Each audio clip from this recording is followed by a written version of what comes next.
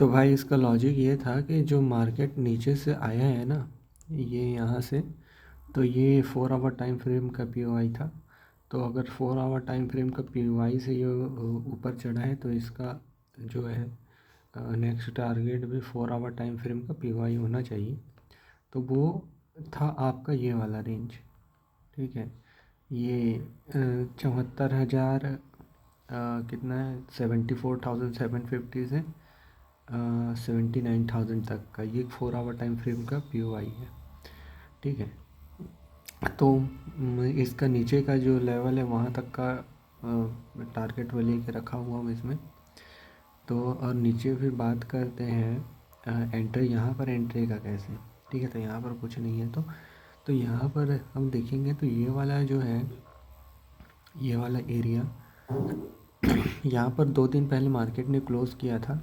ठीक है, ये लंदन क्लोजिंग को मैं डे लेता हूँ।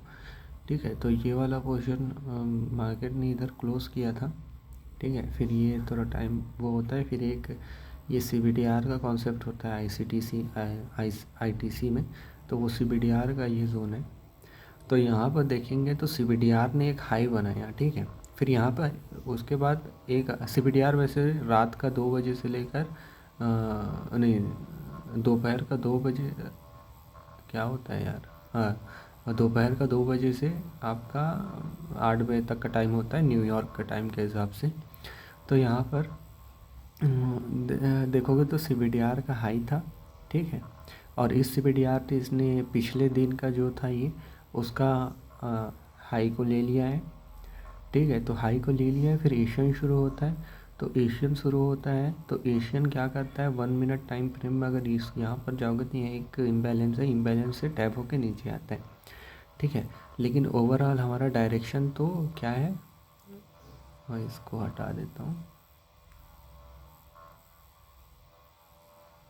ठीक है, आपका ओवरऑल डायरेक्शन नेगेटिव है, तो नेगेटिव जा रहा है, मतलब इसका मतलब ये रिट्रेसमेंट के लिए। तब एंट्री के लिए क्या होता। ठीक है, वैसे ये वाला ट्रेड को भी पकड़ा जा सकता था, लेकिन मैं उस समय सोया हुआ था तो कुछ नहीं। फिर उसके बाद हम नीचे से अपसाइड के लिए एंट्री के लिए देखेंगे तो ये रेड वाला जोन है ना, ये 4 आवर टाइम फ्रेम में एक POI था। ठीक है, फिर POI में अगर देखेंगे तो ये वाइट वाला जोन, तो ये वाइट वाला जोन 1 आवर टाइम फ्रेम में POI है। ठीक है, और इसी के साथ साथ इसमें 5 मिनट में भी इम्बैलेंस था। तो ये वाला जोन एक POI होता, मतलब ये रिफाइंड कॉन्सेप्ट हो गया था।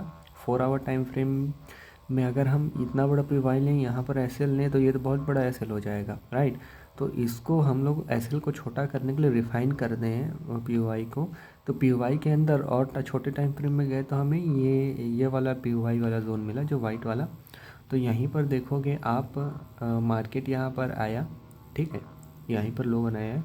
तो फिर इसको हम फिर 1 मिनट में हम शिफ्ट होते हैं, जैसे कि हमारा पता है कि हमारा POI को टैप करता है, तो हम 1 मिनट में शिफ्ट होते हैं। 1 मिनट में हम यहाँ पर शिफ्ट हुए तो देखोगे कि 1 मिनट में हम एंट्री कब लेते हैं, जब मार्केट में स्ट्रक्चर शिफ्ट होता है।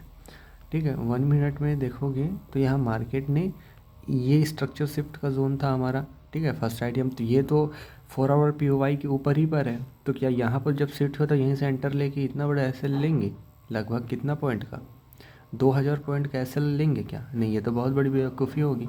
तो यहाँ से हम देखेंगे कि इस यहाँ पर जब इसने POI को मतलब वो किया, स्ट्रक्चर शिफ्ट किया, तो नीचे कहीं पर कुछ इसने बचा के रखा है जैसे कि 1 मिनट टाइम फ्रेम में POI FAG। तो हम देखेंगे कि ये वाला एक जोन है जो POI है। ठीक है, यहाँ से ये 1 मिनट टाइम फ्रेम का POI है ये वाला। तो अगर हम देखेंगे तो मार्केट ने मैं यहाँ पर वो लाइन लगा लेता हूँ, ये लाइन लगा लिया। तो मार्केट ने इसी POI को यहाँ पर टैप किया। ठीक है, और यहाँ से ऊपर गया, और हमारी एंट्री इसी POI के के टैप पर था। यहाँ पर एंट्री होती, हमारा SL इस POI के जोन के नीचे जो $15 का था। ठीक है, और आप देखोगे कि मार्केट यहीं इसी POI को टैप करता है और यहाँ से ऊपर जाता है। बहुत देर होल्ड किया और अंततः ऊपर तो ये जा ही रहा है। देखते हैं अब जाता है कि नहीं। ठीक है।